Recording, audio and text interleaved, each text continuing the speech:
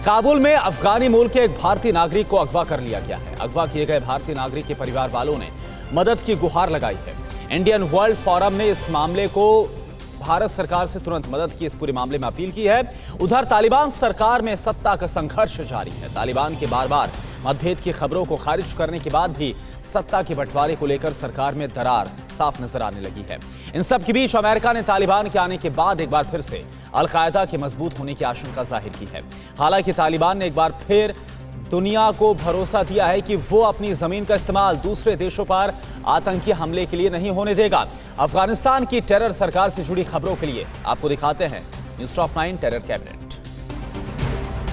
अफगानी मूल के एक भारतीय नागरिक को काबुल में बंदूक की नोक पर अगवा कर लिया गया है। इंडियन वर्ल्ड फोरम ने कहा है कि उन्हें सूचना मिली है कि 50 साल के बंसरी लाल एरन दे को उनकी दुकान से बंदूक की नोक झोंक पर अगवा कर लिया गया। बंसरी लाल का परिवार दिल्ली के आसपास रहता है। परिवार की गुहार पर इंडियन वर्ल्ड फोरम ने इस मामले में भारतीय विदेश मंत्रालय से तुरंत मदद करने की अपील की है।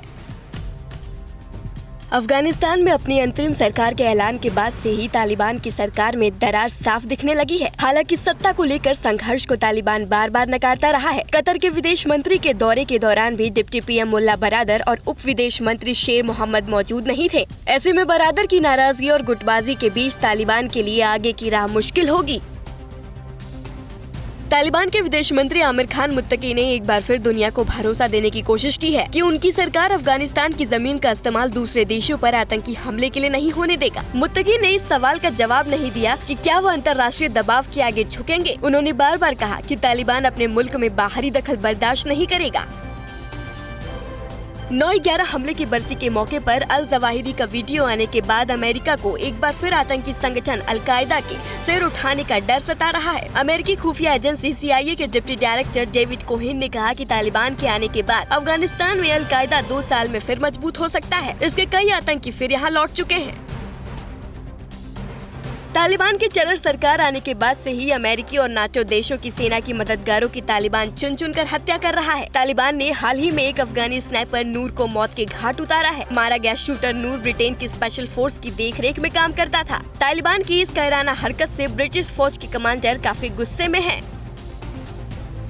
पंजशीर पर हमले को लेकर ईरान की चेतावनी से तालिबान गुस्से में है। तालिबान ने ईरान को अपने हद में रहने को कहा है। तालिबान नेता जाकिर हाशमी ने कहा कि हमने पिछले 40 साल से ईरान में किसी सिया मुसलमान को मंत्री बनते नहीं देखा। वो ईरान में हमें पाठ पढ़ा रहा है। ये सही है कि अभी तालिबान सरकार में कोई शिया शामिल नहीं है, लेकिन आगे भी ऐसा ही होगा, ये जरूरी नहीं है। तालिबान अपने मित्र देश पाकिस्तान और चीन के साथ लगातार बैठकें कर रहा है। तालिबान सरकार के विदेश मंत्री आमिर खान मुत्तकी ने पहले पाकिस्तान के राजदूत मंसूर अहमद खान से मुलाकात की। आधिकारिक रूप से बताया गया कि इस बैठक में स्पिन बोल्जेक और चमन के बीच लोगों के आने जाने को लेकर चर्चा की गई। उसके बाद मुत्तकी ने चीनी राजदूत के साथ भी मुलाकात की। तालिबान की सरकार अभी तक औपचारिक तौर पर हर विभाग का कामकाज नहीं संभाल पाई है, लेकिन धीरे धीरे तालिबान अहम विभागों के प्रमुखों की नियुक्ति कर रहा है। इसी कड़ी में तालिबान ने मौलवी अतीकुल्लाह अजीजी को अफगानिस्तान के नेशनल रेडियो और टीवी का संरक्षक नियुक्त किया है। कतर ने साफ साफ तालिबान को कह दिया है कि वो बिना स्पष्ट समझौते की काबुल एयरपोर्ट के संचालन की जिम्मेदारी नहीं लेगा। काबुल एयरपोर्ट के संचालन की जिम्मेदारी तालिबान ने कतर और तुर्की को दिया है। हाल ही में कतर के विदेश मंत्री काबुल दौरे पर गए थे। इस दौरे में उनकी तालिबान सरकार से इसके साथ कई मुद्दों पर बात हुई थी। तालिबान राज में महिलाओं का जीना मुश्किल होता जा रहा है। आए दिन तालिबान विरोध प्रदर्शन करने वाली महिलाओं पर कोड़े बरसा रहा है। तालिबान ने कंधार में अफगान सेना के पूर्व सैन्य अफसरों और जवानों के हजारों परिवारों को घर छोड़ने का हुक्म जारी कर दिया है।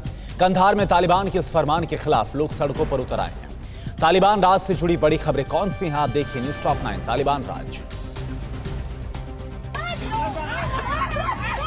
तालिबानी राज में हर दिन तालिबान की क्रूरता और महिलाओं पर अत्याचार की तस्वीर आ रही है। ताज़ा तस्वीर मज़ार शरीफ की बताई जा रही है। यहाँ तालिबान ने महिलाओं को बीच सड़क पर बुरी तरह पीटा। यहाँ की महिलाएं तालिबान के खिलाफ विरोध प्रदर्शन कर रही थी। तालिबानी फरमान से यहाँ की महिलाओं का जीना मुश्किल हो गया है।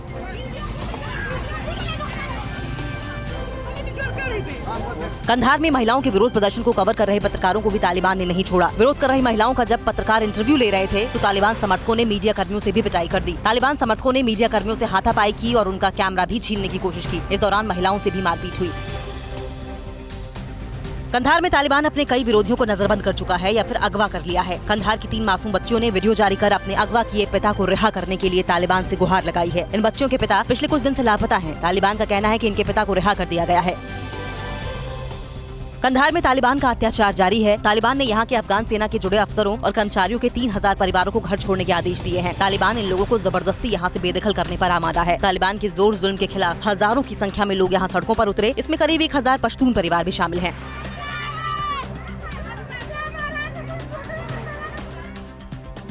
तालिबान की खतरनाक साजिश और उसके क्रूर चेहरे को लेकर फ्रांस के एक न्यूज चैनल ने एक सनसनीखेज दावा किया है। अफगानिस्तान बॉर्डर पर तैनात पाकिस्तान के आर्मी अफसर से बातचीत में तहरीके तालिबान की फिदाइन फैक्ट्री पर बड़ा खुलासा हुआ है। पहली बार टीटीपी की सीक्रेट फिदाइन फैक्ट्री कैमरे में कैद हुई। अफगानिस्तान पाकिस्तान बॉर्डर पर तालिबान के फिदाइनों के अड्डे को लेकर पाक सेना के कर्नल कामरान ने कहा है कि उत्तरी वजीरिस्तान के मरकज में तहरीके तालिबान ने उन बच्चों को रखा है जिन्हें फिदाइन बनाया जाता है। धार्मिक नेता गरीब कम पढ़े लिखे लड़कों का ब्रेन वॉश करके उन्हें जिहाद की राह पर ढकेल देते हैं। फिदाइनों को तैयार करने के लिए यहाँ एक खास कमरा बनाया गया था। तालिबानी ट्रेनर टेरर फैक्ट्री के जन्नत रूम में फिदाइन लड़कों को रखकर बॉलीवुड एक्ट्रेस की तस्वीरों के जरिए गुमराह करते थे। उन्हें ये भरोसा दिलाया जाता था कि मरने के बाद उन्हें ऐसी ही खूबसूरत पूरे जन्नत में मिलेंगी। पाकिस्तान के तहरीके तालिबान के जन्नत रूम में कई भारतीय अभिनेत्रियों की तस्वीरें भी लगी हैं। तालिबान के खौफ से अफगान छोड़ तुर्की में शरण लेने वाली पॉप स्टार आर्याना सईद ने तालिबान को खून का प्यासा कहा है। आर्याना सईद ने कहा कि देश छोड़कर जाने की उनकी पहली कोशिश नाकाम हो गई थी। आर्याना ने अपने मंगेतर से इतना तक कह दिया था कि अगर तालिबानी उन्हें जिंदा पकड़ लेते हैं तो उनके सिर में गोली मार देना। किसी भी हाल में वो तालिबान की गिरफ्त में नहीं जाना चाहती थी। तालिबान की सत्ता आने के बाद से ही अफगानिस्तान में कैश का संकट हो गया है। लोगों को अपने पैसे बैंक से निकालने में पसीने छूट रहे हैं। काबुल में ये भीड़ बैंकों से पैसे निकालने वालों की है। तालिबानी सरकार ने बैंकों से पैसे निकालने की सीमा तय कर दी है। अब प्रति सप्ताह $200 या 20,000 अफगानी ही निकाल सकते हैं। इससे आम लोगों की परेशानी और बढ़ गई है। अफगानिस्तान में तालिबान के साथ पंजशीर की जंग में शामिल पाकिस्तान का एक और सबूत सामने आ गया है। क्वाड की होने वाली बैठक से क्यों परेशान हो गया है चीन और किसने अफगानिस्तान छोड़ने वाले पूर्व राष्ट्रपति अशरफ गनी को धोखेबाज बताया। आप देखिए न्यूज़ टॉप 9 अफगान संकट। अफगानिस्तान के कुनार प्रांत के स्थानीय लोगों ने दावा किया है कि उन्होंने सैन्य वाहनों का एक बड़ा काफिला देखा है जो कुनार प्रांत से पाकिस्तान बॉर्डर की ओर जा रहा था। इन काफिलों की गाड़ियों में भारी सैन्य उपकरण ले जा रहे थे। ये तस्वीर भी साबित कर रही है कि पाकिस्तान ने पंजशीर की लड़ाई में तालिबान की मदद की थी। अफगानिस्तान में तालिबान के आने के बाद पहली बार क्वाड देशों की अहम बैठक आमने सामने होगी। ये बैठक 24 सितंबर को अमेरिका की राजधानी वॉशिंगटन में होगी। अमेरिकी राष्ट्रपति जो बाइडेन की मेजबानी में होने वाली इस बैठक में पीएम मोदी भी शामिल होंगे। इस बैठक में अफगानिस्तान संकट पर भी विस्तार से बात होगी। तालिबान के जरिए अफगानिस्तान में अपनी मौजूदगी को मजबूत करने में लगा चीन क्वाड देशों की बैठक में घबराया हुआ है। चीनी विदेश मंत्रालय के प्रवक्ता झाओ लिजियन ने कहा कि क्षेत्रीय सहयोग के इस संगठन को किसी तीसरे पक्ष को टारगेट नहीं करना चाहिए, न ही उसके हितों को नुकसान पहुंचाना चाहिए। क्वाड का गठन चीन की घेराबंदी के लिए भी किया गया है। अफगानिस्तान की राजधानी काबुल में आतंकी संगठन ISIS खुरासान के आत्मघाती हमलावर पर ड्रोन हमले को लेकर अमेरिकी विदेश मंत्री एंटनी ब्लिंकेन ने सफाई दी है। ब्लिंकेन ने कहा है कि उन्हें नहीं पता कि हमले में आतंकी के बजाय एक मददगार की मौत भी हुई थी या नहीं। ये जांच जारी है। 28 अगस्त को ड्रोन हमले में 6 बच्चों समेत 9 आम नागरिकों की मौत हो गई थी।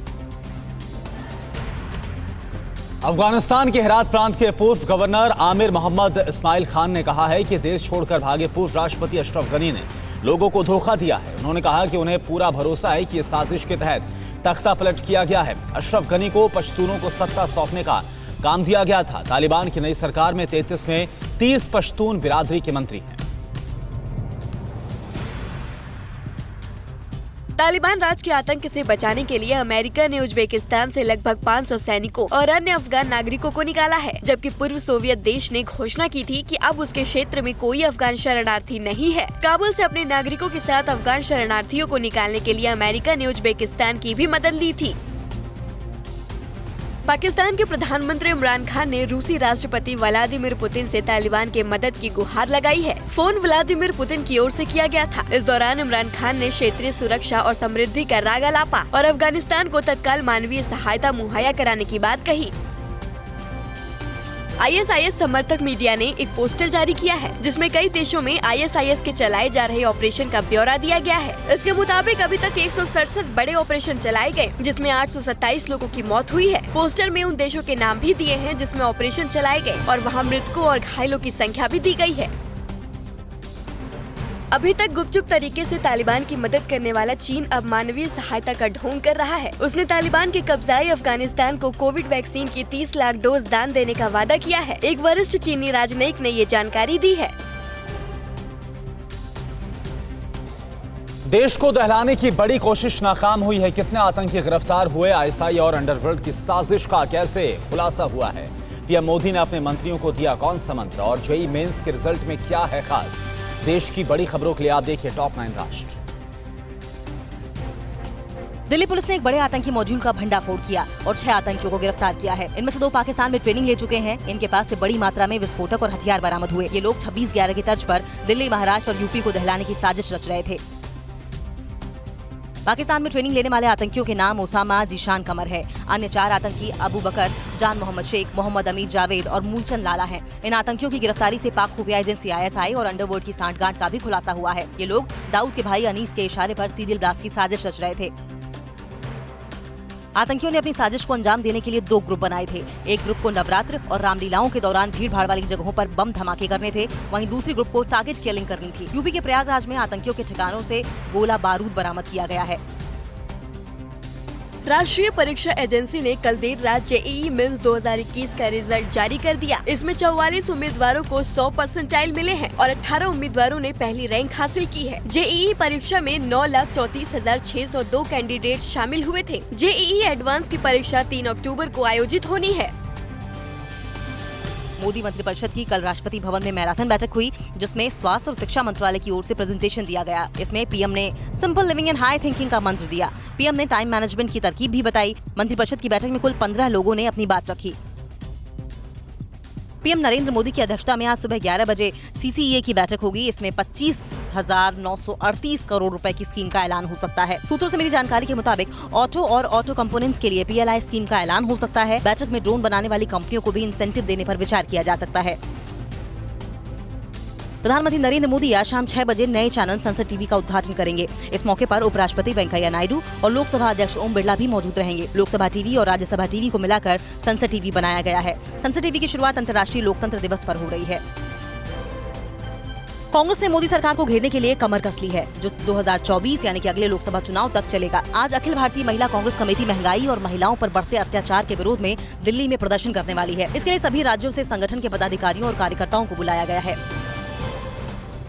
चालबाज चीन की चालाकी का नया प्लान सामने आया है जिसके मुताबिक वो 2040 तक अरुणाचल प्रदेश पर कब्जे का मंसूबा पाले हुए है। ये जानकारी चीन के मुखपत्र सोहू में प्रकाशित हुई। इसी रिपोर्ट के मुताबिक चीन साल 2025 तक ताइवान पर कब्जा कर लेगा।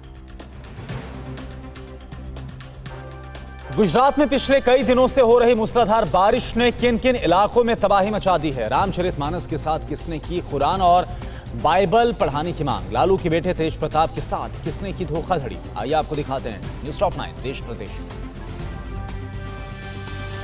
गुजरात में हो रही मूसलाधार बारिश ने भारी तबाही मचाई है। जूनागढ़ शहर दरिया जैसा नजर आ रहा है। इमारतें आधी पानी में डूबी हुई हैं, तो सड़कों का नामो निशान ही मिट गया है। करीब 3 दर्जन से ज्यादा गांवों में बाढ़ का पानी घुसने से लोगों के सामने खाने पीने का संकट खड़ा हो गया है। गुजरात के सौराष्ट्र के जामनगर में बाढ़ का पानी तो उतर गया है, लेकिन अपने पीछे तबाही के निशान छोड़ गया है। बाढ़ का पानी भरने से घरों में रखा अनाज पूरी तरह से सड़ गया। इसके साथ ही कई मवेशी भी पानी के तेज बहाव में बह गए। सीएम भूपेंद्र पटेल ने जामनगर के बाढ़ प्रभावित इलाकों का दौरा कर हालात की जानकारी ली।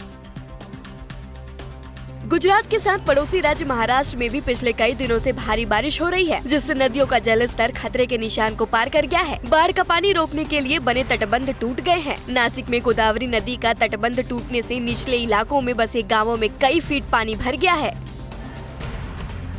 एमपी के कॉलेज सिलेबस में रामचरितमानस और राम सेतु को शामिल करने पर कांग्रेस ने शिवराज सरकार पर सवाल उठाए हैं। कांग्रेस विधायक आरिफ मसूद ने कहा कि शिवराज का इरादा सबका साथ और सबके विकास का नहीं है। अगर बीजेपी सबका साथ और सबका विकास चाहती तो हिंदू ग्रंथों के साथ कुरान और बाइबल भी पढ़ाती।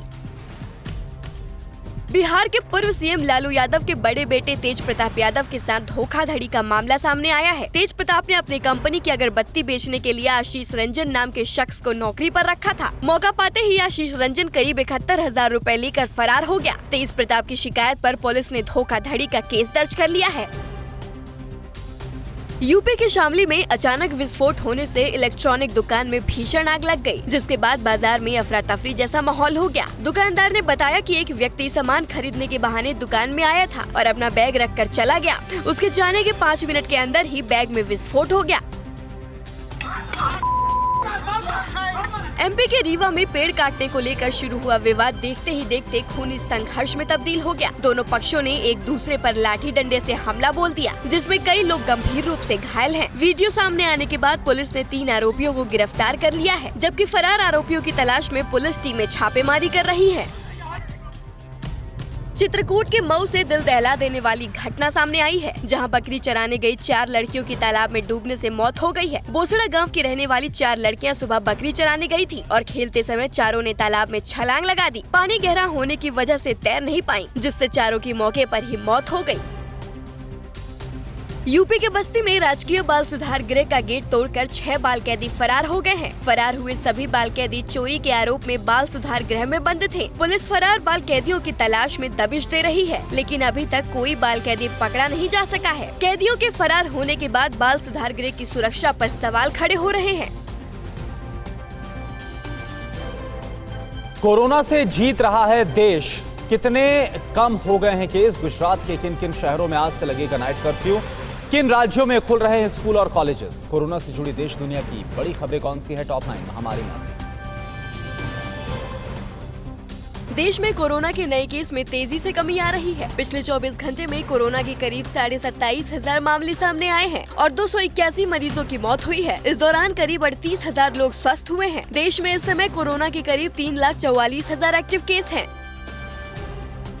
केरल में पिछले 24 घंटे में कोरोना वायरस के 15,876 नए मामले आए। इस दौरान 25,654 लोग स्वस्थ हुए और 129 लोगों की कोरोना से मौत हुई। केरल में कोरोना के सबसे ज्यादा नए केस सामने आ रहे हैं। राज्य में पॉजिटिविटी दर भी 15% से ज्यादा है। कोरोना महामारी के खिलाफ देश भर में तेजी से वैक्सीनेशन जारी है। अब तक 75 करोड़ 81 लाख से ज्यादा लोगों को कोरोना वैक्सीन का टीका लगाया जा चुका है। कल शाम 7 बजे तक कोरोना वैक्सीन की 54 लाख से ज्यादा डोज लगाई जा चुकी है। कोरोना के खिलाफ लड़ाई में गुजरात सरकार ने अहम फैसला लिया है। राज्य के 8 शहरों में आज से 25 सितंबर तक नाइट कर्फ्यू लगेगा। ये शहर है अहमदाबाद, वडोदरा, सूरत, राजकोट, जूनागढ़, भावनगर, जामनगर और गांधीनगर। रात्रि कर्फ्यू रात 11 बजे से सुबह 6 बजे तक जारी रहेगा। दिल्ली विश्वविद्यालय के सभी कॉलेज आज से फिर खुल रहे हैं। राजधानी में कोरोना वायरस के केस में पूरी तरह से गिरावट आने के बाद ये फैसला किया गया है। डीयू प्रशासन ने कोविड प्रोटोकॉल का पालन करने के इंतजाम किए हैं। साथ ही कहा है कि कॉलेज आने वाले छात्र और स्टाफ को वैक्सीन की कम से कम 1 खुराक जरूर लगी होनी चाहिए। कोरोना के नए केस में कमी के चलते झारखंड सरकार ने कक्षा 6 से ऊपर की सभी कक्षाएं शुरू करने का निर्णय किया है। इसके साथ ही सभी धार्मिक स्थल भी खोल दिए गए हैं, लेकिन धार्मिक स्थल पर संचालन से सभी संबंधित व्यक्ति जैसे पुजारी, पादरी और इमाम को कम से कम 1 टीका लेना अनिवार्य होगा। बार और रेस्टोरेंट्स अब रात के 11 बजे तक खुले रहेंगे। रूसी राष्ट्रपति व्लादिमीर पुतिन ने अपने दल में एक सदस्य के कोरोना वायरस से संक्रमित होने के बाद खुद को आइसोलेट कर लिया है। इस कारण उनकी क्षेत्रीय सुरक्षा बैठकों के लिए इस सप्ताह आयोजित ताजिकिस्तान की यात्रा भी रद्द कर दी गई है। दुनिया भर को कोरोना बांटने वाले चीन के फुजियान प्रांत में भी कोरोना का डेल्टा वेरिएंट पहुंच गया है। पुतियाना शहर में सिनेमा घर, जिम और हाईवे बंद कर दिए गए हैं और निवासियों को शहर न छोड़ने की हिदायत दी गई है। पुतियाना शहर की आबादी 32 लाख है। कोरोना के खिलाफ जंग के लिए अमेरिका ने उज्बेकिस्तान को कल फाइजर की 12 लाख डोज वैक्सीन दी है। ये उज्बेक नागरिकों को दिए गए टीकों की दूसरी खेप है। अमेरिकी विदेश मंत्री एंटनी ब्लिंकेन ने कहा कि हम कोरोना महामारी से लड़ने में टीकाकरण के माध्यम से लोगों की जान बचाने के लिए प्रतिबद्ध हैं। अड़ी सोमवार से शुक्रवार शाम 6 बजे सिर्फ TV9 भारतवर्ष पर।